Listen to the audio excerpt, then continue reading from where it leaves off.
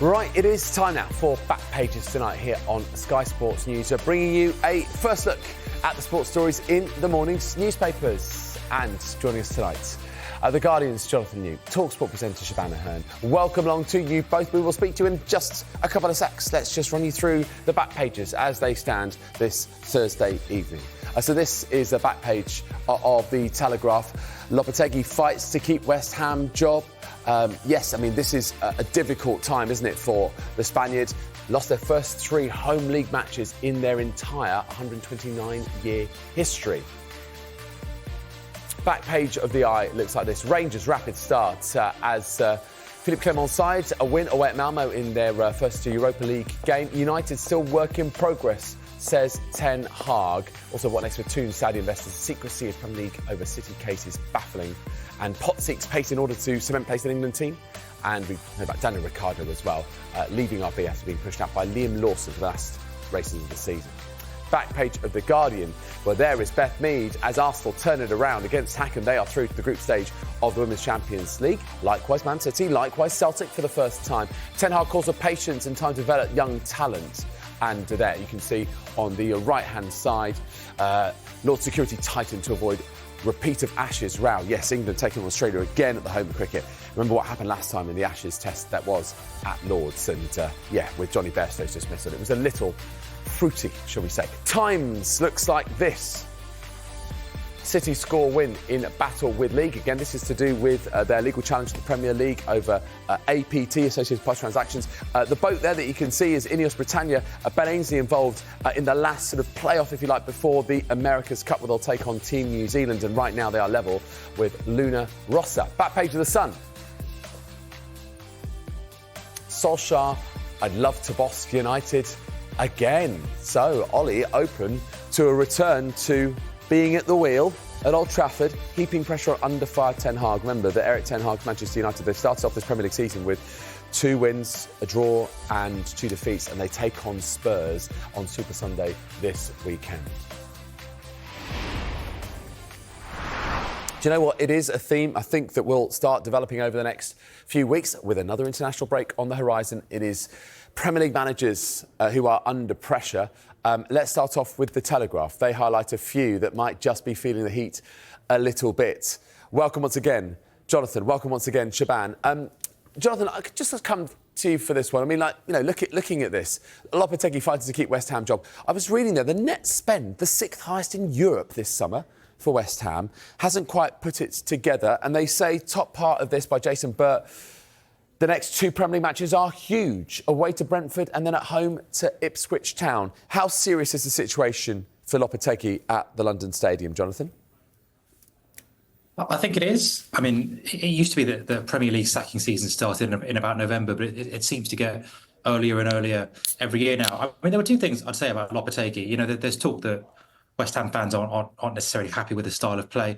Lopetegui is not doing anything at West Ham that he hasn't done previously in his career. His CV is there. The way his teams have played is not markedly different. You know, he is not an expansive, full-flowing, all-out attack kind of manager. And West Ham have not been playing like that this season. The other thing I would say is that the recruitment at West Ham over the summer has been pretty questionable. You know, the likes of Fulkrug, Somerville, Todibo, players who, Rodriguez, Soler, players who have barely actually started, players who have barely got a minute in the Premier League for West Ham. That's tough for a coach. I mean, that is not to absolve him, but it's to say that 5 games is not really a handy sample size to judge whether a coach is going to be a success or not. You know, especially given the amount that they've spent and the amount of upheaval in the summer. So, I don't doubt that he's under pressure, but it's whether he really deserves a little bit more time. And I think that's going to be a theme that's going to come up over the next few weeks. How soon is too soon to make a judgment on a guy? Shebahn, what do you think of the situation at West Ham? Because remember that, West Ham want to be, in top half of the table for sure, in amongst the mix for European places, but they also want to be playing good football. And so, winning the Europa Conference League and reaching semi-finals Europa League under David Moyes doesn't seem to be enough. Do you think they might actually be sort of hankering back for that, or is it just too soon and they need to let Julen Lopetegui get a handle on things? classic old saying, the grass isn't always greener, but I think it is far too soon to say about Julen Lopetegui. I actually thought against Liverpool a couple of nights ago, they started well. You know, they weren't playing the worst football. It was offering a little bit more. And then you look at the scoreline and it was an absolute nightmare. And that's not what they needed.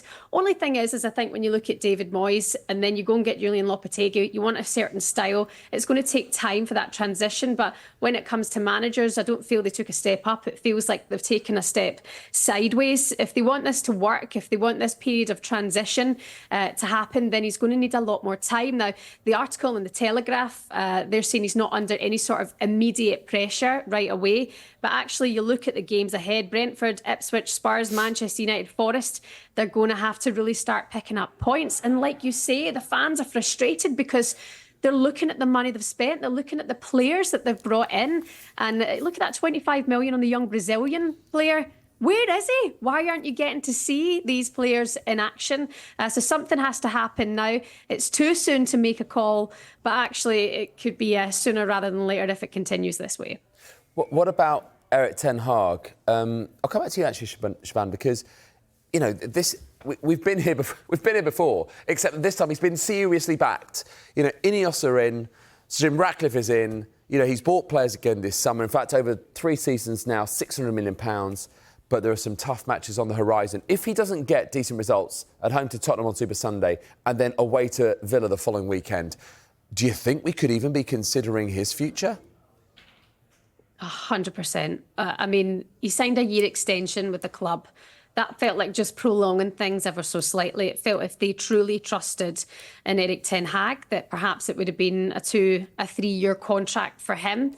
I think watching, for example, Spurs tonight, you know, a good 3-0 win. They're down to 10 men. And then you watch Manchester United against FC20 and I look and go, this weekend could be awful. It could be awful. I know it's at Old Trafford, but actually it's not as hard a place to go as it used to be. Spurs will be feeling confident after their win tonight. So I think it's the game of the weekend. Both managers now need to get results in terms of the Premier League. And, you know, Erik ten Hag to sit and call for patience. These are his signings. This is his team. And it is a young team. And I know in a few years that can come really good. But I don't know if we're seeing the best. Bruno Fernandes, he's got to start finding a bit of form. Marcus Rashford found form. And then you put him on the bench against Palace. Perhaps something's going on there. But then that's sort of killing the momentum. So there's huge frustration here. And I would say it's pressure this weekend for Erik ten Hag to win against Spurs. And if he doesn't, I think it could be happening pretty quickly. Jonathan, does he have a point in fact that, you know, he's trying to develop young players, the likes of Joshua Zirkzee, the likes of Lenny Yoro, who don't know the Premier League? Is that a decent enough reason to explain what's happened so far this season? I think he does have a point, yeah. I mean, there is this deep-seated need amongst, I think, a lot of people in football, certainly the media, certainly, you know, us guys, like social media, you know, fan bases, the 24-hour cycle. There is a deep-seated need for United to be permanently in crisis. What's happened is they beat like Barnsley 7-0. They beat Southampton. They've drawn a couple, and they've drawn against Twente. Are they in crisis now? And I think the answer is that this is a team that has had so much upheaval, not just over the summer, but over the previous summer as well. And you know, you have Zirkzee, who is trying to adapt to the Premier League. You have, you know, like he mentioned, Yoro, who's been injured. You have someone like Ugarte who's come in and is supposed to be their defensive linchpin.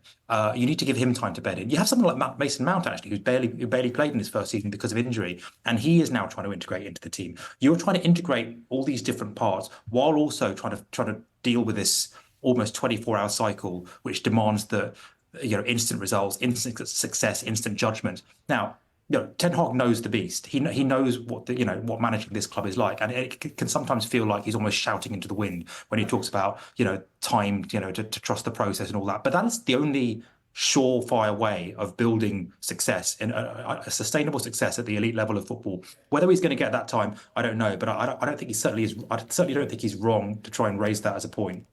Shebahn, look at the back page of The Sun. Nothing like comment from another manager, a former manager, to stir the pot a bit. Solskjaer, I'd love to boss United again. Obviously, this doesn't really help. But can you ever see that? I mean, it's interesting timing of that comment, isn't it? Well, it's starting to trend on social media as well. And then before you know it, the clips start appearing of the good times of Ole Gunnar Solskjaer when he was in charge of Manchester United. But look at how that ended. And, I think look forward. I don't think it's a great idea to go back.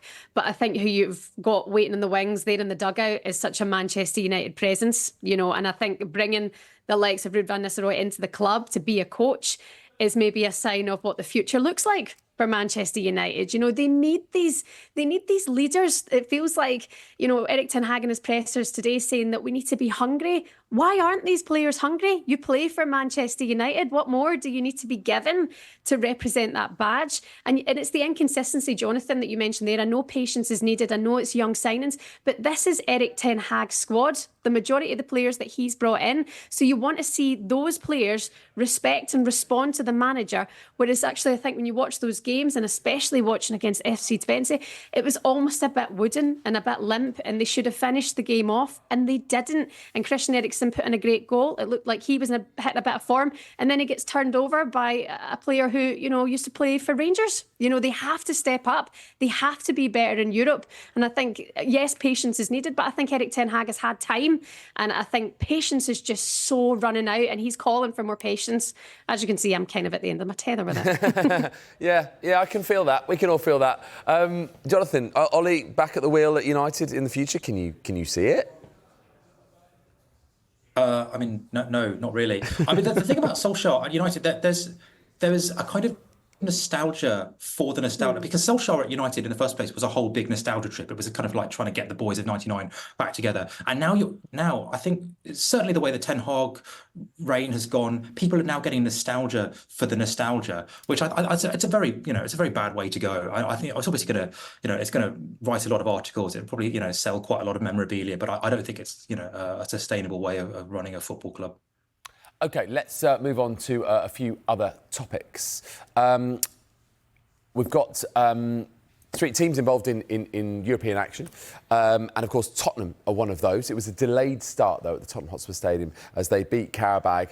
And they had a man sent off early on, but they managed to win by 3-0. This is in the back page of the Telegraph. Got a picture of Brennan Johnson there celebrating. There he is. The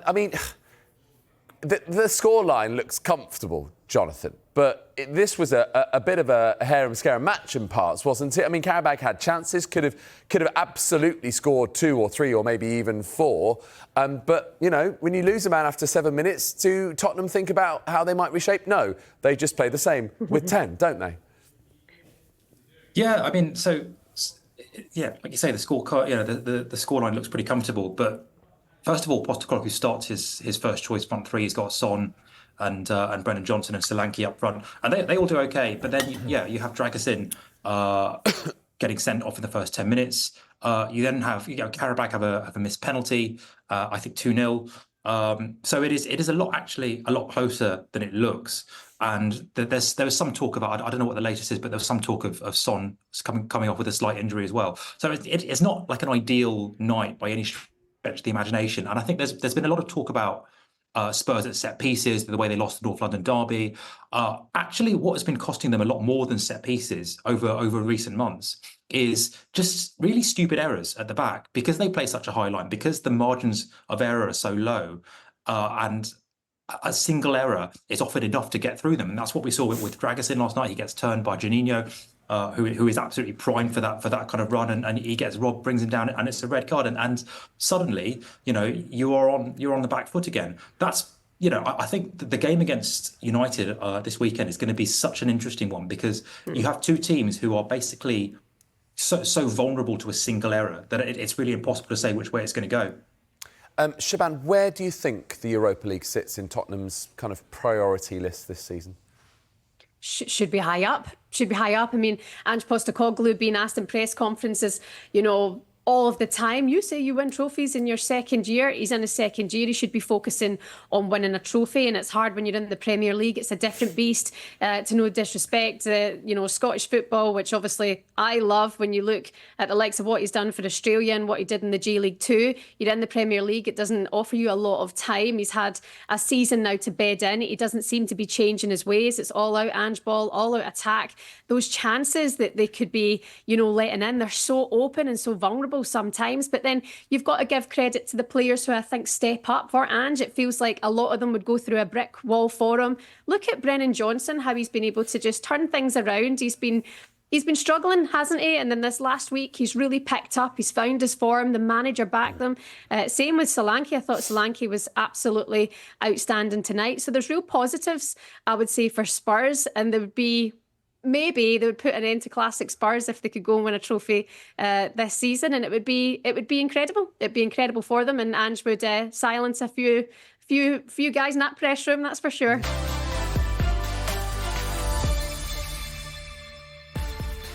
Welcome back. You're watching Back Pages tonight. Welcome back as well to the Guardian's Jonathan Liew and to Talk Sports Shebahn Aherne. Let's have a look at the back page of the Mirror. Because you can't beat a good mascot. And here's Gunnosaurus trying to keep the peace between Roy Keane and Mikel Arteta. Here's the quotes. So Keane's amazing Jurassic Bark at Mikel. So here's the quote. Against City, they couldn't string past, they just booted it. A small team with a small mentality. And if Allardyce, Pulis or Warnock did that, they would be called old. But Arsenal, it's brilliant. What do you make of this, Shebahn? I mean, Roy Keane never want to hold back and all that. Oh, no, it's great. Just stir that pot, do it. I think it's good entertainment. It's what we want. You want that beef. You want to continue the rivalry. I think Roy Keane has entitled himself to kind of say what he wants about Arsenal and say what he wants on that performance. He can view it as he views it. There's some brilliant clips going around of Roy Keane, saying you don't want to be, Haaland throwing balls at the back of players' heads. He used to do that too. That's what's so great about some of the comments coming out. But you know what? It adds to the rivalry, and I actually think it wasn't Jurassic football. Arsenal went to try and win. In the end, they didn't. They took the point. They're a man down. It felt like Mikel Arteta's side just did what they had to do. And I think it's so entertaining. And I think the fixture come round again in February will be definitely one of those rivalries that we're really into now, Yeah, I mean, it certainly, I think, has taken a leap. This game has definitely added levels to the nature, tonal shift perhaps in that rivalry as well. Jonathan, it seems that Arsenal are getting flack from all corners on just how they tried to deal with this game against City at the Etihad with 10 men. Does Keane have a point at all, or do you think that he is just kind of lashing out and being harsh on them? Like when I was a young reporter, I had to go and watch quite a lot of Roy Keane's Ipswich playing at Portman Road, and talk about a small team with a small mentality. I think a lot of the discourse around this stems from. I think people are really genuine. Like a lot of non-Arsenal fans are really genuinely petrified that Arsenal are going to win the title, and I think they're emotionally preempting it now. None of this discourse would happen if people weren't a little bit scared of Arsenal. I think the fact that City are quite clearly either plateauing or they're not quite the force they have been in the last couple of seasons. Arsenal are so clearly, have forgotten how to lose. And I think this is just, it's quite, they call it on social media, they call it copium. I think people are trying to emotionally cope with the idea of Arsenal being really good again. And this is just one, celebration police last season. That was another one of them. And this stuff about dark arts, it's another one. People, are slightly worried about them, I think. OK. We're running out of time a little bit, but let's focus on the Women's Champions League. It's really important to talk about this tonight, given that we've got 3 teams through to the group stage: Arsenal, Man City and Celtic as well for the first time. Shebahn, tell us about the significance of this. I mean, we've got the picture of Beth Mead. Arsenal turning around against Hack, and I suppose that was to be expected, wasn't it? But it's great, isn't it? 3 British teams now when it starts proper. Yeah, absolutely. 4 when you take Chelsea into consideration, of course, from winning the WSL too. So there's a lot to focus on. Fair play to Celtic getting into the group stage of the competition. That's massive for them. Arsenal, I mean, they needed this result tonight. They needed to put in a performance as well. And that they did at Meadow Park. Beth Mead on fire. What a game she had. Also Mariona Caldentey, who's won a couple of Champions Leagues for Barcelona, joining Arsenal in the summer. They have strengthened, and you look at what happened last last time in qualification for the Champions League last season, Arsenal didn't get through. So a good result for them tonight, and also Manchester City looking good, whatever they seem to be doing at the moment. So yeah, great to have 4 British sides in the UEFA Women's Champions League. The draw takes place tomorrow. Yeah, we look forward to that. And also, do you sense, Jonathan, with just the momentum, we've seen it with the WSL, we've seen it with the Lionesses, but now that we can see not just the odd team, an Arsenal or maybe a Chelsea trying to get into that latter stage of a Champions League, but actually we could get a crop and we could get these British teams a little bit further along as a group almost. Yeah, I mean, I think WSL teams have underperformed, I think it's fair to say, in recent seasons. Partly that's the format, because it's not guaranteed qualification like it is with the men's. But also, I mean, it's interesting. Out of last season's quarterfinalists, only 3 of them have actually made it through to even the group stage this time. Hacken were one of the teams who made it through to the quarterfinal. The likes of Bran, the likes of Ajax, who haven't even made it through to the group stage. And I think you'd say that it's more of a fairer reflection of the best teams in European football, but I think it's also a sign of the consolidation around the biggest leagues in the game as well. Let's just stick with the back page of your paper, Jonathan. And on the right-hand side, Lord Security tightened to avoid repeat of Ashes. Row, of course, takes us back to the Ashes and Johnny Bairstow's dismissal, and that caused that real friction. And then those scenes in the long room where the people in there were having a go at Australia's players as they walked through. I mean, this is significant, isn't it, that they're taking these steps because, this can kind of spark. Yeah, I think the Lords and the MCC and the long room have always had this incredibly privileged position, which you see at virtually no other venue in international cricket, where the players basically walk through them. There are very few other situations where that happens, and it's an incredible privilege. It's a privilege that's, I guess, has been brought through history and privilege. But I think last summer we saw that privilege being abused a little bit, and if MCC members, and it was a minority or whatever, but if they are going to abuse that privilege, then it's only fair, I think, that should be curtailed a little bit, because players, I think, especially in this day and age, have a right to safety. They have a right to security. They have a right to just, I think, go about their business without being harassed by old posh guys. Yes, I think that is fair comment. Right, we have got to leave it there, I'm afraid. But Jonathan and Shebahn, thank you very much indeed for your company this evening.